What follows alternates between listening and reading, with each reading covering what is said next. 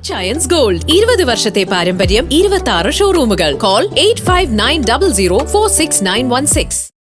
ആവോലി പഞ്ചായത്തിൽ president vice president തെരഞ്ഞെടുപ്പ് നടന്നു. പ്രസിഡന്റായി UDF-ലെ ജോജി ജോസിനെയും വൈസ് പ്രസിഡന്റായി മുസ്ലിം ലീഗിലെ ഫെമിന അഷറഫ് മടത്തോടത്തിനെയും തെരഞ്ഞെടുത്തു.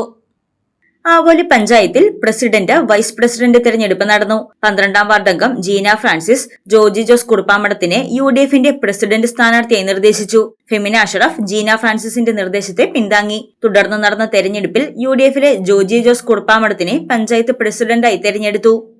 തെരഞ്ഞെടുക്കപ്പെട്ട ജോജി ജോസ് എന്ന ഞാൻ നിയമാനുസൃതം നടപ്പാക്കിയ ഇന്ത്യൻ ഭരണഘടനയോട് യഥാർത്ഥമായ വിശ്വാസം പൂർവ്വം പുലർത്തുമെന്നും ഇന്ത്യയുടെ പരമാധികാരവും അഖണ്ഡതയും നിലനിർത്തുമെന്നും ഭയാശങ്ക കൂടാതെയും മമതയോ വിദ്വേഷണോ കൂടാതെയും എന്റെ ഔദ്യോഗിക കൃത്യങ്ങൾ യഥാവിധിയായും വിശ്വസ്തയോടും എന്റെ പരമാവധി കഴിവ് പ്രയോജനപ്പെടുത്തിയും നിർവഹിക്കുമെന്ന് ഈശ്വരനാമത്തിൽ സത്യപ്രതിജ്ഞ ചെയ്തു.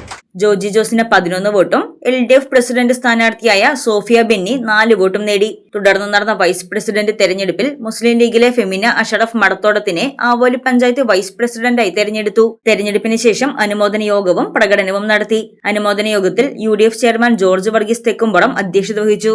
DCC വൈസ് പ്രസിഡന്റും മുൻ പഞ്ചായത്ത് പ്രസിഡന്റുമായിരുന്ന KM പരീദ്, KP മുഹമ്മദ്, മണ്ഡലം Congress committee president Shafan VS, league നേതാവ് സൈനുദ്ദീൻ, അഷറഫ് മൊയ്തീൻ, കേരള കോൺഗ്രസ് അധ്യക്ഷൻ രാജു കണിമറ്റം, അഷറഫ്, മുൻ പഞ്ചായത്ത് മെമ്പർമാർ, കോൺഗ്രസ് ബ്ലോക്ക് ഭാരവാഹികൾ, ഘടകകക്ഷി നേതാക്കൾ തുടങ്ങിയവർ പങ്കെടുത്തു. അനുമോദന യോഗത്തിൽ LDF-നെ പ്രതിനിധീകരിച്ച് KB നിസാറും പ്രസംഗിച്ചു.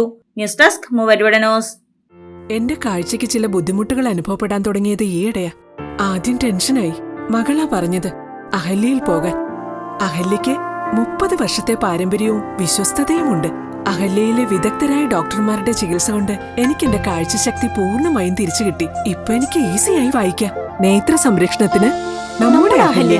അഹല്യ ഫൗണ്ടേഷൻ ഐ ഹോസ്പിറ്റൽ, കേരളത്തിൽ എല്ലായിടത്തും.